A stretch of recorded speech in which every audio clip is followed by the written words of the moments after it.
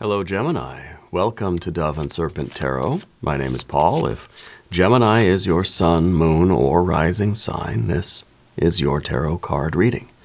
Remember to hit the like button, leave a comment, consider subscribing to the channel, especially if this reading resonates with you. If there is anything you would like me to pray over, or meditate upon, or send positive energy toward, please let me know. Now, this is a general reading, so try to be open and receptive to whatever may come through during our time together.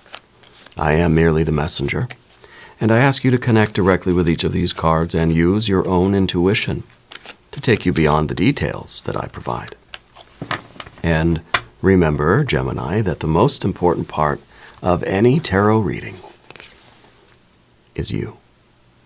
And a Prince of Cups. This is someone who is really striving to live an authentic life. You're trying to be true to who you are. You're trying to make decisions that are based on your sense of self, your sense of purpose, and your destiny. You're trying not to get immersed in the drama of others, in the desires of others.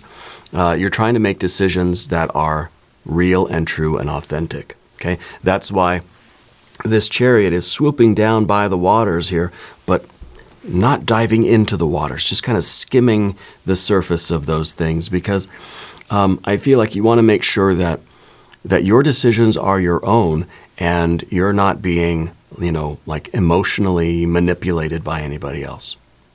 Okay?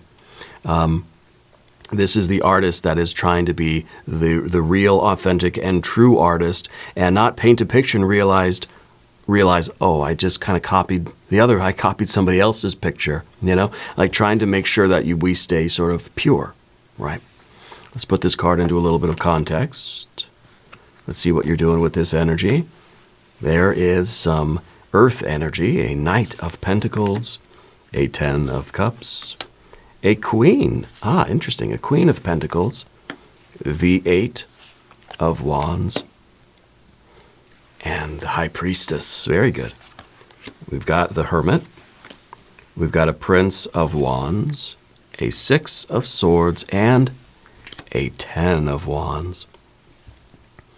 I think that this is really this is a time where you're sort of you're trying to get a good, honest assessment of the past, so you can get a good, clear vision of the future, and you can go toward your blessed path, right? The High Priestess is card number 2 of the tarot. Behind the High Priestess is card number 3, which is the Empress. The High Priestess is this energy in your life, this intuition, this guiding principle, the light from your star. This is the voice from Spirit. Whatever this is to you, the ancestors, the guardian angels, the Spirit guides, showing you the way to your Empress life, your paradise, the success, whatever your ideal outcome is. Okay? Great fortune is ahead, Gemini, and your blessed path is here. And you have to follow this path. And so I think that you're really, you're in this period now where you're taking a look at yourself in the context of the other people in your life, your relationships. You have 1, 2, 3, 4 court cards. And anytime we get 3 or more court cards, I really get a feeling that there's a lot of people around you, that you're kind of like, you're one person in a crowded room, and you're trying to keep your little bubble around you. You're trying not to just become like everybody else. You're trying to find your own voice, your own expression. You're trying to see the light from your own star and follow your destiny, not anybody else's. And not be influenced unknowingly or unwittingly by other people's desires, their wants, their needs, their expectations of you, their perception of who you are, right? You're like a bubble in the ocean. And you're trying to keep your essential self together. You're trying to keep your perspective. You're trying to keep your sense of self and your authenticity, and again, your own unique voice. Okay, let's select our mystery card, bonus card, confirmation card.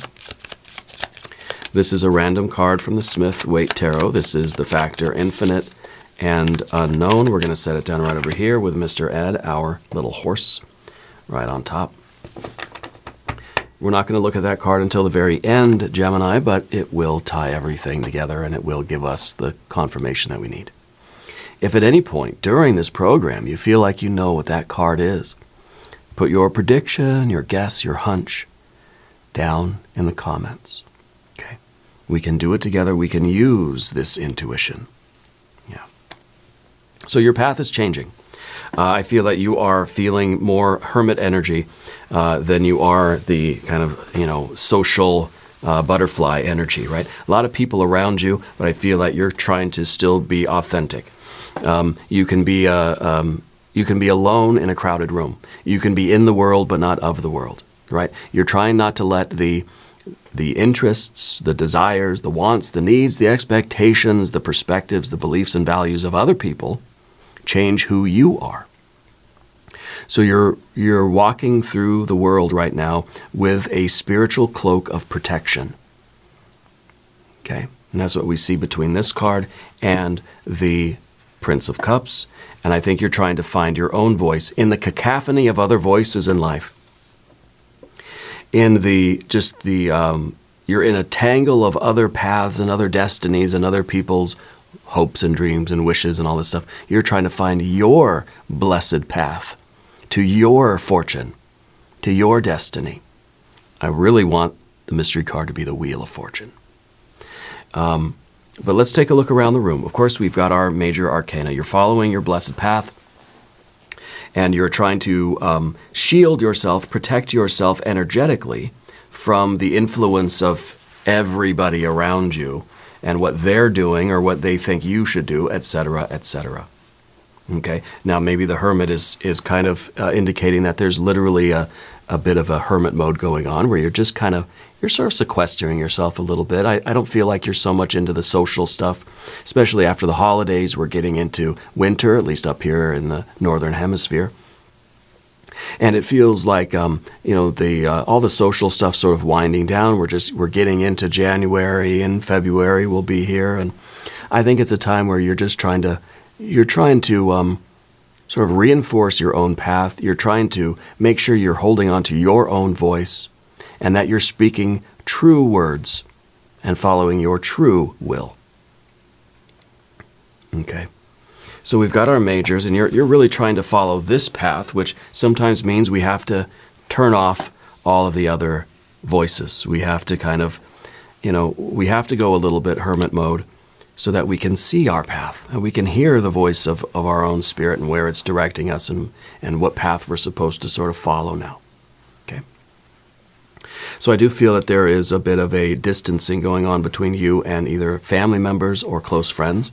You're just not as social as you used to be, right? And I think it's for a good reason right now. We have our fire energy, fire, fire, fire. We got water and water, of course. We've got a little bit of air. And we've got, earth and earth. So with the Knight of Pentacles, I feel like your work right now is to look ahead, look forward. You've been looking back, you've been looking around, we've been enjoying the moment, but for a time here, let's look toward the future. And the Knight of Pentacles, all of the Knights of the Tarot, really, but this is the one you've got right now. This is about you looking into the long-term future and formulating your long-term goals, medium-term goals, and short-term goals. Okay? That's what this card is about. We have to see that. We have to see the future of our lives. Okay? In an authentic way. And that's why right now we need silence. We need hermit mode. We need to tune out all the other distractions, all the other voices, all the other expectations, everybody else's chatter, right? We need silence. We need stillness. Because you've got to look into your own future and find your own blessed path. That's going to show you in detail what the future is, what your long-term, medium-term, short-term goals are right now. In a very authentic way. You're not going after anybody else's goals, are you? Well, let's make sure that these are yours. These are the things that you feel you want to do, that these are things that Spirit is leading you toward. In other words, that you're on the right path, that you are following your destiny. Okay. And with the Queen of Pentacles is looking at the past. And it's in the past. All right, this is yesterday's energy. Yesterday, you were busy looking at everything that sort of happened to you in life. You're looking at the long and winding road. See that little long winding road? That you had to traverse to get right here to this moment. So it's kind of like asking the question, how did I get here? If this is saying, where am I going, right? The queens are saying, how did I get here? And I think it was good that we did this. I think it was good that we looked at this, at our history. We looked at pretty much every twist and turn of our life. We looked at every choice we ever made, every step we ever took. And I think we're sort of asking the question, why did I make that choice back then? Why did I make that choice yesterday and the day before and the day before and the day before? What was making the decision? Was it my authentic voice? Was I following my spirit? Was I following my blessed path toward that fortune that is ahead? Or was I making the decision for somebody else? What was I in service to? Was I living somebody else's life? Was I making choices that I thought maybe would please somebody else? Was I making choices that I thought would create more harmony in my relationships? Or was I doing something authentic? Was I making my own choices, following my own purpose? Or was it for a different reason? Was it for something else? Okay. But I think that this energy is sort of giving way now, that we're not so much in our retrospective energy, that now you're considering what choices to make today so that we can get to our goals and follow this blessed path.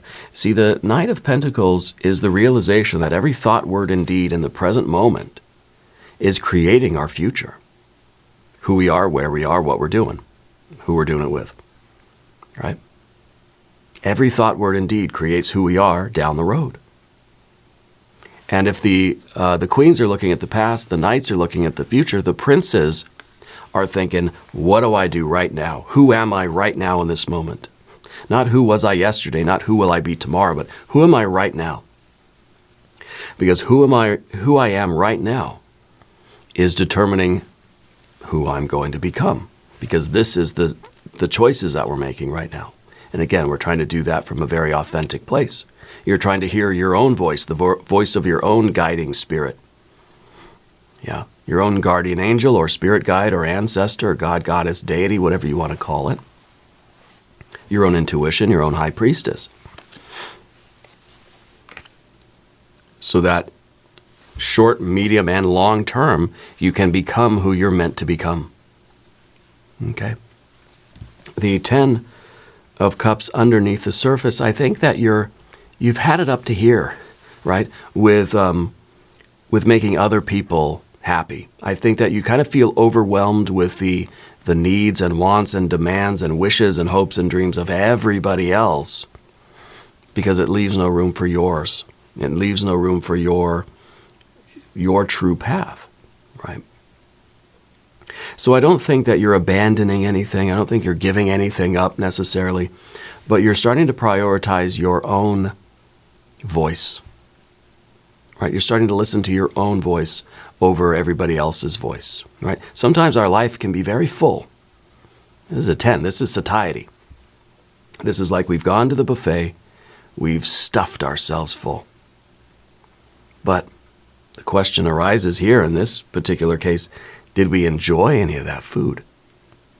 Was I eating just because there's so much there, I might as well eat it, and I ended up eating too much? Was it really satisfying? Was I really hungry for this? Whose choice was it? It's kind of like, how did I get to the buffet? How did I get to this point where I'm so stuffed full of food at the buffet? You tell I'm hungry, right? How did I get here? Okay, well, I know I walked in through the front door. So we're sort of tracing our steps back. That's what we do with this one. And we say, okay, well, I entered into the front door, and I walked, and I got out of the car, then somebody was driving, and where did I come from? What happened before that? We're sort of thinking backwards, right? And if we think backwards, I think we start to understand a whole thread. It's a mystical practice of training yourself to think backwards, right? You think backward through the day, through the week, the month, the year. Pretty soon you're into your past lives. Pretty soon we're thousands of years into the past. We're thinking backwards, okay? So it really is a way of connecting with our past lives, but that's not what these readings are usually. I do feel that you have a very good perception of your past lives, okay? Because that is something that can be wrapped up into this, that kind of energy. So I think you kind of see you might see some recurring themes happening in your life and your past lives and that sort of thing, okay? You've been having some pain in one of your knees lately as well. And I wonder if the knee pain is sort of, if it's resurging now, but I think it's related to something from a past life, a knee injury. Yeah? I know it might be a little abstract or a little out there, but I think that you have a strong perception of that past life energy. Okay. Now, up above everything, we've got an 8 of Wands. 8 of Wands is, it's kind of like this anxiety, you know? It's kind of like we got the jazz hands. We are sort of tap dancing on the shag carpet, right? Because we feel antsy. We feel like we need to do something, but I don't know what to do. I can't figure it out. It's kind of the way we might get anxious when we're in a crowded room. And if we don't have the ability to tune out all of just that cacophony of conversation, how are we going to converse with the person that we're there with? You're at a huge party, you're at a rave, right? How are you going to have a conversation with your friend if you can't tune out the music, if you can't tune out all the other people that are yelling and screaming? It's overwhelming. That's what, in some cases, that's what anxiety is, right? It's kind of like, it's almost our neurological alarm clock that just says, get the heck out of here. That something's not right. It's kind of like a warning system, danger, danger. But we don't necessarily know what the danger is or why we're feeling it. But something's got to give. Something has to change, right? So you may be feeling a little bit more anxiety, or you have experienced this, and it maybe has led to us going a little bit hermit mode, going a little bit to this realization that, you know what, I've got to narrow down all of this frantic, hectic fire energy so that I can just focus on my path, focus on what Spirit is telling me, focus on this blessed path of my own, this intuition. We can't hear the intuition, right? When inside of us, we feel like it's a rave going on, and all, you know, like, or a house party or something, right? I used to live in Santa Clara, California, and with some friends that were renting a house, and they would have these house parties. They'd have a DJ and everything, and just be loud music all night long. And I remember I'd have to work in the morning, and I'd be trying to sleep, and you can't sleep in that situation, right? So you get up, you dance, you have a good time, and worry about work tomorrow. But that's kind of the 8 of Wands energy, right? It's this growing realization that something needs to change. And I feel that's kind of where we're getting our hermit energy from here. Okay. And this is right at the top of the path for you. This is something that we're maybe trying to avoid this, or we're trying to realize that there are so many different paths out there that how do I know which one is my authentic path? Well, we've got to be able to silence all the other voices and try to perceive just that light that's coming in from Spirit that's showing us the way to our great fortune, our Empress life. Okay. Now, who has the flower dress? Somebody is, you or someone close to you is always wearing like floral patterns, like the outfit, a lot of flowers, yeah. Okay, where to go from here? Well, the 8 of Wands, let's just point out that this is Mercury in Sagittarius. Okay, so this is really trying to discern the right way forward, the right direction. It's kind of like you have every point on the compass, which way do we go? How do we know which direction is the right direction?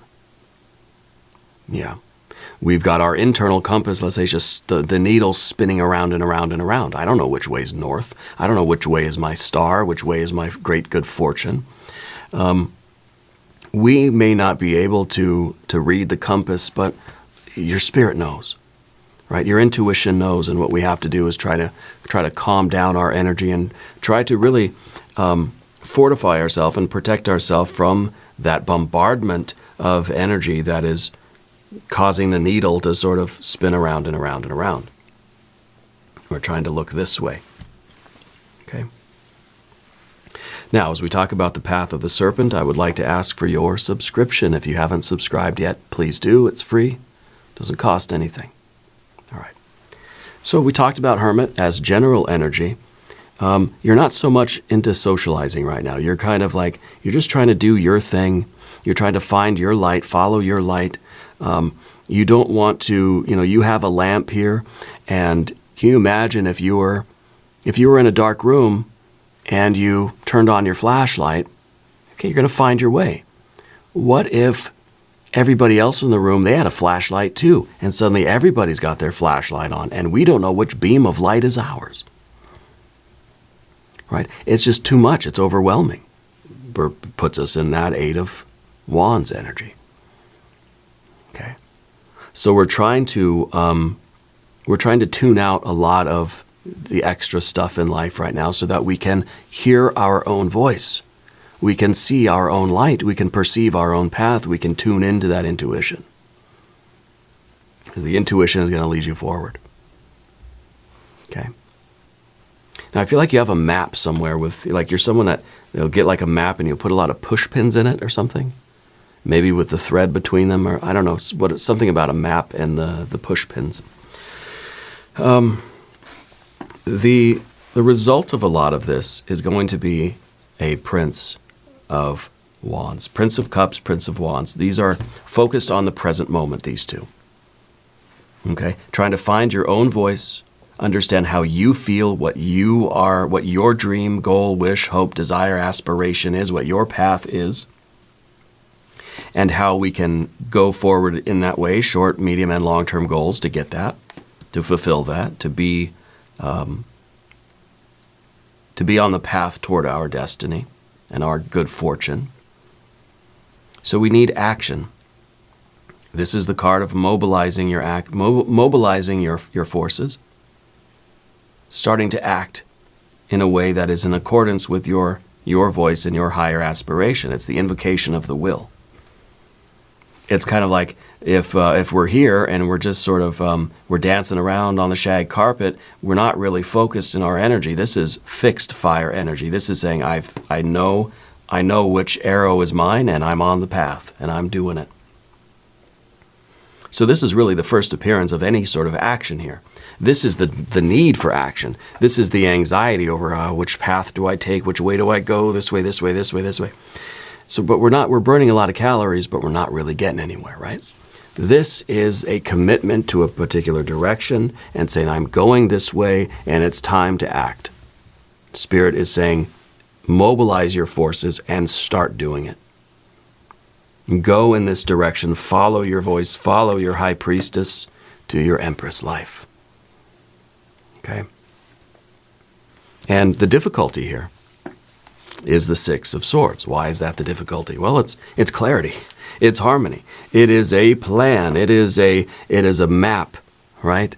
This is a treasure map. X marks the spot.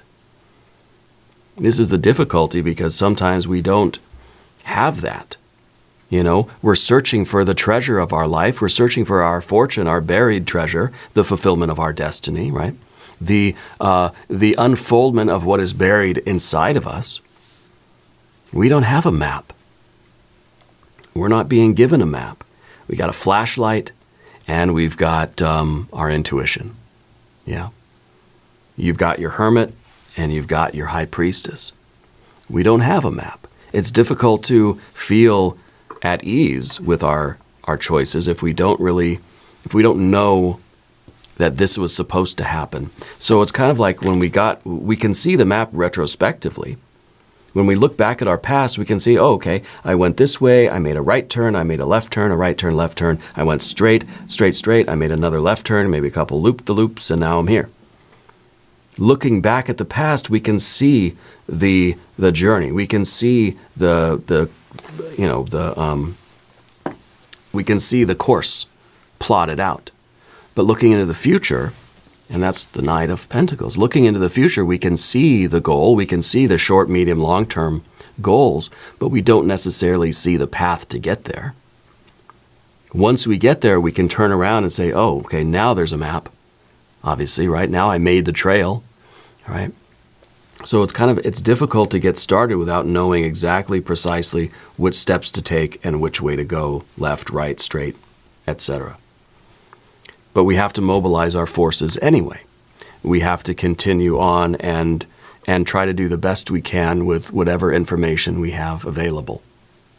And there will be many periods of time where we're going to have to stop, look at the past, look at the map that we've made, right? Look at the trail that we've created, and then look at the future and say, okay, well, you know what? I made some good choices here. I got where I am. Let's look ahead and let's see where we are in relation to our goals. And let's say, okay, that's it. Everybody back in the car. Let's go.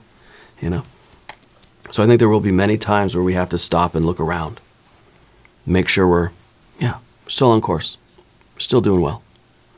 Okay. And the 10 of Wands as the kind of the projected outcome of all of this. This is what you wish to put all of your energy and effort into. This is a lot different than the 10 of Cups, right? The 10 of Cups is feeling that I'm just stuffed full, I'm oversatiated, right? I feel too full of something that I'm not sure that I really wanted, right? Now we're switching to a 10 of Wands, which I think is fully intentional. This is kind of saying that I know exactly, not that I know exactly what I want, but I'm putting in 110% effort to go in the direction that I believe in this moment my soul is directing me toward. Okay? This is kind of, this is stepping on the gas. And this is saying that if I'm going to